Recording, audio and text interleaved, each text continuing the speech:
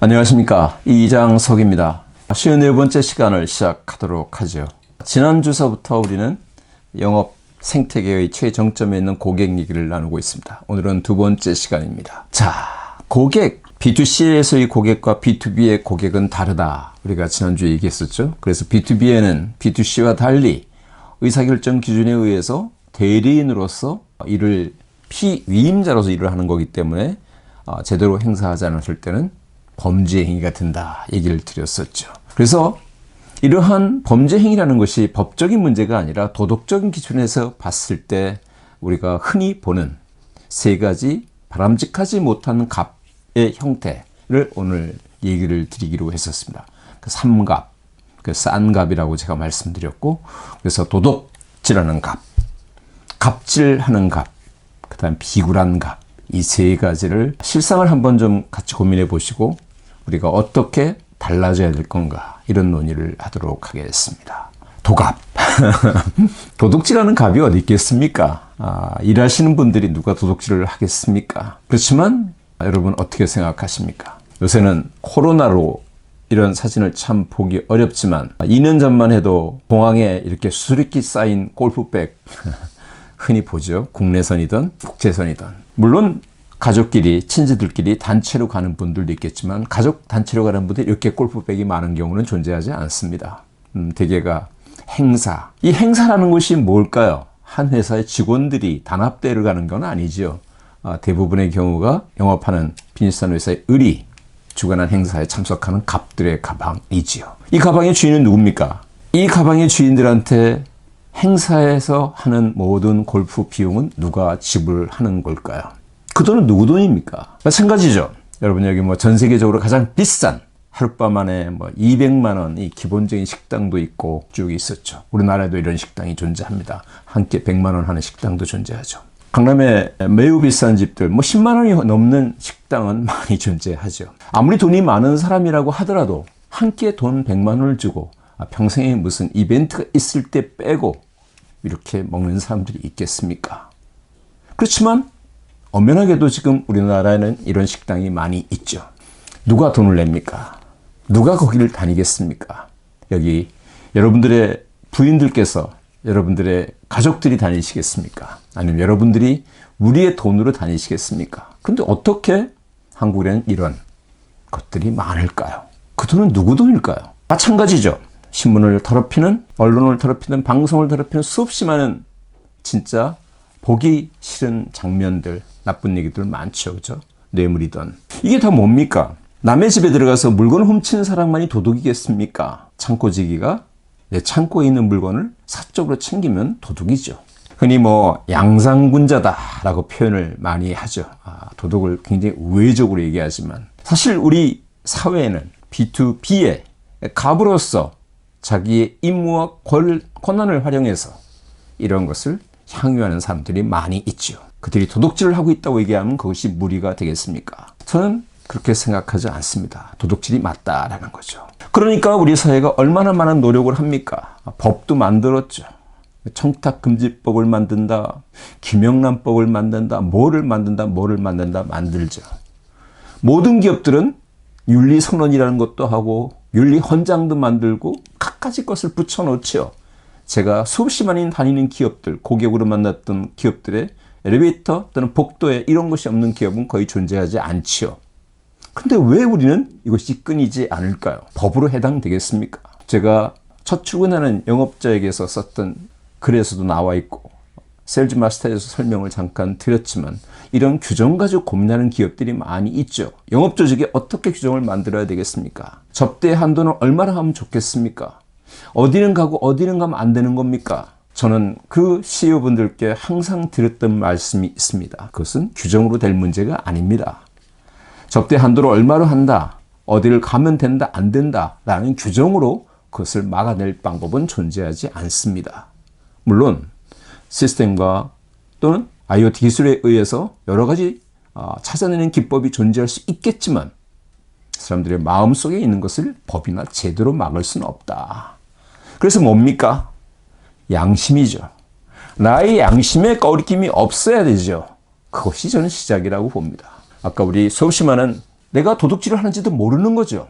이제까지 그래 왔던 거죠. 행사가 있어서 회사의 업무와 연관되어서 골프 행사에 참여했고, 당연히 주관한 회사에서 골프 비용을 정산했고, 거기서 주는 기념품을 받았고, 또 이제까지 내 선배가, 내 전임자가 그랬던 것처럼 관련된 업체 저녁을 먹고, 좋은 식당에서 밥을 먹고, 돈은 안 받았다. 한 끼 25만 원짜리 밥을 먹었지만, 술을 먹었지만, 그래서 어떻다는 거냐? 라는 심리가 깔려 있다는 거죠. 그런데 무슨 법이 소용이 있겠습니까? 결국은 우리가 스스로 우리 사회에 있는 많은 값들이 깨우쳐야 될 것은 항상 누구의 돈을 가지고 우리는 지금 이러한 이벤트를 또는 이러한 세션을 또는 이러한 프로그램을 즐기고 있는가라는 거지요. 저는 젊었을 때 입사 5년도 안 되었을 때 고객을 만나서 인사를 나누고 난 뒤에 두 번째 만났을 때 점심시간 주변이 돼서 11시 반 정도 회의가 끝난 적이 있었습니다. 부장님, 식사는 어디로 가실까요? 식사로 나가시죠. 그랬더니 그 부장님이 저희한테 했던 말씀입니다. 이 동영상을 보고 계십니다. 황주현 회장님입니다. 저한테 황주현 부장께서 얘기하셨습니다. 나한테 맛있는 점심을 사줄 필요는 없어요. 우리 밥은 구내식당 가서 먹읍시다. 오늘 메뉴가 짜장면이네요. 우리 짜장면 맛있어요. 대신 나에게 사주려고 했던 점심, 맛있는 점심값은 우리 직원들 교육으로 대신해줘요. 이런 고객들도 존재합니다. 이런 분들도 많이 있습니다. 그렇죠? 여기 계신 수없이 많은 분들, 그런 분들이십니다. 그렇지만 그러지 않은 극소수 아주 부분적인 사람들이 우리 사회를 망치고 있죠. 저는 간단하게 그분들에게 질문하고 싶습니다. 나 스스로 떳떳한가? 내 자식이, 내 아들이, 내 딸이 이러고 다니는 것을 안다면 아무렇지도 않을 것인가? 그 정도의 떳떳함이 존재하는가? 우리가 흔히 하늘을 우러러 한 점 부끄러움이 없다라는 말 많이 하죠. 우리는 이 사회의 B2B의 값들이 어떤 이벤트와 프로그램에 세션에 참여하거나 그것을 접대의 관점에서 받았을 때 나 스스로 떳떳하고 내 자식, 내 부인, 내 남편, 내 딸에게 과연 떳떳한가? 이것만 다시 한번 되뇌인다면, 그것으로서 우리의 양심을 쳐다본다면 법이 무슨 소용이 있겠습니까? 우리는 안 그러죠. 도둑질이라는 표현 아주 제가 죄송스럽게 표현하겠지만, 그렇지만 엄밀히 말하면 그것도 도적질이죠. 그래서 여기 계신 많은 리더분들이 회사에 돌아가셔서 직원들에게 갑으로서 어떤 거래의 당사자가 되었을 때 잊지 말아야 될 것은 뭐냐? 누구의 돈이냐라는 겁니다. 한 가지 더 말씀을 드리죠.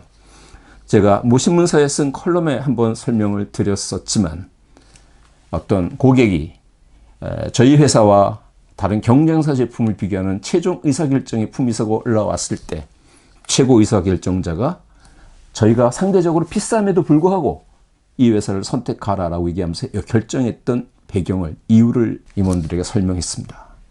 그 회사가 물건값은 비싼 것은 안다. 그렇지만 그 회사의 제품이 훌륭하고, 또한 그 회사는 절대 어떤 경우에도 뇌물이 없다는 걸 안다. 나는 우리 직원들이 다른 업체와 잘못된 거래를 해서 회사의 돈으로 범죄를 저지르는 것을 원치 않는다. 그렇기 때문에 나는 이 회사를 하라고 여러분들한테 추천한다. 그 인연으로 수십 년 동안 그 회사와는 저희가 거래가 됐다는 것을 제가 젊었을 때 들었던 얘기입니다. 다시 한번 우리는 우리 후배들에게, 직원들에게, 여기 계신 리더분들께서 항상 질문할 것은 우리 스스로 떳떳하고 우리의 가족들에게 떳떳할 수 있느냐라는 걸 기준으로 삼기를 말씀드리는 게 첫 번째 주제가 되겠습니다. 자, 두 번째, 갑갑입니다. 갑질하는 갑이죠. 갑질하는 갑 많습니다. 갑질, 두들겨 패고 욕하고 무시하는 것만이 갑질인지 아십니까? 저도 영업 현장에서 저희 직원들이, 저와 같이 일하는 중간 리더들이 고객한테 당하는 수모를 수없이 많이 봤고요. 그로부터 참 많은 갈등을 겪었었습니다. 영업하는 사람이 어려운 처지에 있는 것을 정확히 알고 저녁 시간서부터 밤 11시 30분까지 영업 직원이 자기를 기다리게 만들어 놓고 술집에서 술을 먹으면서 11시 30분까지 밖에서 기다리게 하는 고객도 있었습니다. 영업하는 직원과 약속을 해놓고 자기 개인적인 것으로서 3시간, 4시간 잊어버리고 있다가 아무런 미안함 없이 나타나는 고객도 있었습니다. 과연 그런 사람들이 대등한 위치에 있는 사람들한테도 그렇게 했을까요? 가장 위험한 것은 우리 사회에서나 인생에 있어서 여기 계신 많은 분들이 그렇게 사셨지만 강자에겐 약하고 약자에겐 강한 사람들이죠. 과연 이런 갑질이라는 사람들, 진짜 군림하려고 하는 이런 갑들이 모든 사람한테 그렇겠습니까? 아마도 그 사람들의 공통점은 자기보다 강한 우월한 위치에 있는 사람들한테는 가장 비굴하고 약한 사람일 거라고 저는 생각합니다. 수많은 사례들이 존재하죠. 우리가 지난주에 논의할 때 갑질이라는 말로 많은 것을 얘기했었죠. 오너 갑질, 열정페이 갑질, 상사의 갑질, 대리점을 향한 먹이사슬 앞에 있는 공급사의 갑질. 다 뭡니까? 참 비겁하게도 자기보다 약한 사람에 대한 것들이죠. 고객은 그러서는 안 된다라는 거죠. 우리 흔히 이런 말 하지 않습니까? 권불 10년이다. 화무 11홍이다. 우리의 갑들이 여러분들 또 여기 계시는 많은 분들이 인생을 살면서 겪어오시면서 어떤 생각이 듭니까? 허무한 거지요. 왜 갑들은 영원히 갑이라고 생각할까요? 내가 저 사람을 만나면 내가 항상 저 사람한테 군림할 수 있는 고객이라는 생각만 할까요? 대등한 관계로 생각하지 않죠. 그렇지만 제가 만났던 많은 분들은 또 그걸 대등한 관계로 존중하는 고객들이 존재하고 그런 인연으로 제가 35년 비즈니스 세상에 있으면서 만나는 많은 선배와 동료분들을 지금도 만나고 있는 거죠. 우리 고등학교 때 교과서에 나왔던 조병화 선생의 시 의자 생각나십니까? 다시 한번 우리가 생각할 것은 뭐냐? 여기 의자의 시에 두 구절이 있죠. 먼 옛날 어느 분이 나한테 그랬던 것처럼 지금 달려오는 어떤 분들한테 나는 그 의자를 비워줄 준비를 해야 된다. 갑질하는 갑, 군림하는 갑들에게 꼭 하고 싶은 말씀이 의자입니다. 언젠가는 그 자리, 그 의자를 비우셔야 된다는 거죠. 여러분들께서 그러한 후배들에게 꼭 가르쳐 주셔야 됩니다. 그 의자는 당신의 의자가 아니다. 잠시 당신이 앉아있는 것이다 라는 거죠. 그래서 잊지 말아야 될 것은 뭡니까? 우리가 B2B의 갑은 뭡니까? 권한을 부여받은 거죠. 흔히 데피티라는 말은 영어에서는 부, 서브 이런 뜻이겠지만 사실은 대리인, 그죠? 대리죠. 우리가 무슨 대리 하시면 B2B 조직의 모든 포지션, 모든 역할, 모든 파워는 다 뭡니까? 회사를 전체 직원을 대리해서 받은 거지 내 것이 아니죠. 두 번째 뭡니까? 모든 갑은 템포러리죠. 임시직입니다. 지금 그 자리가 영원한 것이 아니고 그 갑이 영원한 게 아니죠. 이것을 우리는 후배들한테 가르쳐 줘야 된다고 봅니다. 그래서 내가 언제 그 자리를 떠나서 또 그 을이 되어서 또 다른 갑에게 비즈니스를 해야 될지도 모른다는 생각을 하게 만드는 것이 우리가 해야 될 일이 아닌가 생각합니다. 언제든지 의자를 비워줄 준비가 되어 있는가? 참 중요한 일이라고 생각합니다. 고객 또는 갑도 똑같은 입장이죠. 우리가 어려움을 겪을 때마다 이 또한 지나가리라 이런 말을 되뇌으라고 하죠. 저는 거꾸로 어려울 때가 아니라 좋을 때 지금 쨍쨍 해가 떠오를 때도 이 또한 지나갈 것이라는 것을 되새기기를 말씀드립니다. 다시 말씀드리면 군림하는 갑, 갑질하는 갑들이 잊지 말아야 될 것은 뭐냐? 나는 지금 잠시 일을 대리, 위임받은 사람이고 temporary, 임시직이다라는 생각을 잊지 말아라. 그래서 후에 오는 사람들한테 비워줄 의자를 내어줄 준비를 해야 되고 이 또한 지나간다는 것을 잊지 말라라는 말씀을 꼭 여러분들께서 교육하실 때나 말씀하실 때 해주십사 하고 말씀을 드립니다. 자, 세 번째 비굴한 갑. 매우 중요한 저는 영역이라고 생각합니다. 제가 공정성이라는 주제를 가지고 말씀드릴 때 잠깐 말씀을 드렸던 거죠. 우리는 투명성이라는 이름으로 상당히 많은 책임의 권한을 딴 사람들에 딱 터넘깁니다. 투명하기 위해서 우리는 우리 직원들이 평가하는 것이 아니라 외부에 신뢰 있는, 공신력 있는 또는 전문가 집단을 통해서 평가를 하겠다. 의사결정에 도움을 받겠다라고 얘기하는 기업들이 많이 있고 그것이 과거에는 공기업이었지만 이제 사기업까지 그렇게 돼가고 있지요. 공정하게 한다고 하면서 나의 직원들은 못 믿지요. 내가 뽑아놓은 직원들, 내가 임명한 리더들을 못 믿고 남들한테 맡기지요. 참 코미디 아닙니까? 이래서 공정하고 이래서 투명해지겠습니까? 여러분, 조조가 원술과 대치하고 있을 때 식량난에 처하죠. 무려 17만인가요? 16만인가 군사를 데리고 왔으니까 양식이 다 떨어졌죠. 손옥한테 얘기해서 양식을 갖고 왔지만 턱도 없이 부족하죠. 그것을 나눠주려니까 양이 정말 부족하고 장수마다 25마리밖에 줄 수 없다고 하니까 조조가 항상 고민에 빠지죠. 식량 배급을 총괄하는 밑에 있는 창고지기, 창고대장한테 얘기를 하죠. 창고대장이 얘기를 합니다. 이 식량으로는 군사들의 사기를 끌어올릴 수가 없습니다. 나한테 하나 좋은 생각이 있으니까 일단 나눠줘 라고 조조가 얘기를 하죠. 나눠주고 어떻게 합니까? 조조답게 병사들, 군졸들의 소리를 듣죠. 욕을 무진장 많이 하죠. 여기까지 끌고 와서 우리를 배불리 먹게 해주고 전쟁에 이기고 모든 걸 해주겠다더니 격것 이런 것도 밖에 안 주느냐. 그러고 난 뒤에 상황을 보고 창고 대장을 부르죠. 어떻느냐? 아니나 다를까? 병사들의 불평불만이 하늘을 찌를 듯합니다. 오케이. 그럼 내가 너한테 원하는 물건이 있는데 나한테 하나 주겠느냐? 그게 뭡니까? 했을 때 조조가 한 말입니다. 너의 머리를 나한테 좀 줄래? 그래서 네 머리를 이용해서 병자들을 아우르겠다. 그렇죠. 자기의 잘못을 한갓 창고지기한테 해서 그를 죽임으로 해서 이놈이 잘못해서 너희들 식량을 제대로 못 먹고 이놈이 착복해서 식량을 못 먹은 거야. 제대로 못 먹은 거야. 그래서 이놈을 죽였어 내가 라고 조조가 그렇게 하죠. 비굴한 갑이죠. 우리나라에서 생각하는 비굴한 갑에 저는 여러 가지가 있지만 우선은 평가와 선정의 기준에 의해서 오늘 그 얘기만 드리도록 하겠습니다. 우리는 평가 방법이 참 투명하게 되어 있죠. 점수처럼 되어 있죠. 기준이 되어 있죠. 기업마다, 단체마다, 공공기관 모두 기준표가 아주 명확합니다. 평가자도 공신력을 올리기 위해서 외부의 전문 그룹, 전문가 그룹, 교수단, 평가단 이런 사람들을 통해서 우리는 평가를 하죠. 의사결정도 모여서 협의체에 의해서 한다 이렇게 얘기를 하죠. 과연 공정합니까? 그런데 왜 우리나라는 아직도 이렇게 부패지수가 이렇게 형편없을까요? 저는 갑이 당당하지 못하다고 봅니다. 왜 우리 직원을 뽑았으면 우리 조직에 리더가 있으면 그 리더한테 모든 권한을 주고 그들이 정말 냉정하게 조직을 위해서 회사를 위해서 의사결정을 하도록 분위기를 띄워주지 않고 그들에게 권한을 넘기지 않고 그들의 권한을 딴 사람한테 띄워줍니까? 이것이 가장 심각한 주제라고 생각합니다. 결국은 우리가 바로잡아야 될 것은 뭐냐? 평가에 대한 고객이 자기의 직원들, 조직에 대한 불신, 그들의 역량에 대한 불신, 모럴에 대한 불신, 이것들이 다 결합된 거죠. 그러다 보면 관련된 부서에 있는 사람들은 어떻든 간에 불필요한 오해를 사기 싫으니까 떠넘기죠. 시스템에서 채점을 하죠. 여러분 공산품 같은 경우는 모르지만 매우 복잡한 서비스 비즈니스에서 어떻게 시스템으로 계산이 되겠습니까? 무책임이 판치죠.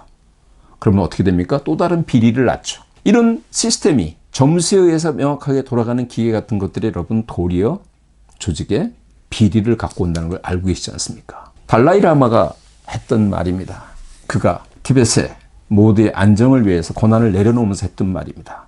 내가 지금 권한을 내려놓는 것은 내가 책임을 회피해서 내려놓는 것이 아니다. Nothing to do with라고 되어 있죠. 그래서 지금 엄밀히 말하면 대한민국의 모든 갑들은 지금 뭡니까? 책임을 회피하기 위해서 여기 있지 않습니까? Self responsibility입니다. 책임으로부터 도망가기 위해서 평가 방법과 평가 제도와 시스템을 두고 있지요. 돌아와야 됩니다. 뭐 해야 됩니까? 책무라고 흔히 얘기하지 않습니까? 책임을 주고 의무를 부여해야죠. 여러분들 회사에, 여러분들 조직에, 여러분들 단체에 있는 리더들한테 책임과 권한을 준 거죠. 역할이 있고 책임이 주어진 거죠. 어떻게 됩니까? 그것을 주고 실행하게 하고 그것이 제대로 되는지 안 되는지 잘 들여다볼 수 있는 컴플라이언스 시스템을 만들고 잘못되었을 때는 일벌백계 하는, 지난주에도 말씀드렸지만 일벌백계 하는 문화가 중요한 겁니다. 이것이 중요하지 우리 직원들보다는 외부 직원들한테 맡기자. 어떤 주관적인 판단을 하지 못하게 시스템에서 표에 의해서 결정을 하자. 이런 것들 아닙니다. 결국은 제자리로 돌아가야 됩니다. 교수들께서는 학교로 돌아가셔서 학생들을 가르쳐야지 교수들께서 기업의 평가단에 들어와 시간을 보낸다는 거 코미디 아니겠습니까? 수십 많은 평가위원 평가단 대한민국에 아마 풀로 보면 몇만 명이 될 겁니다. 그 몇만 명이 그들이 할 일을 하고 있는 겁니까? 왜 갑이 해야 될 일을 대신해 주는 일을 하고 있습니까? 돌아가셔야죠. 본업에 돌아가셔야 되고요.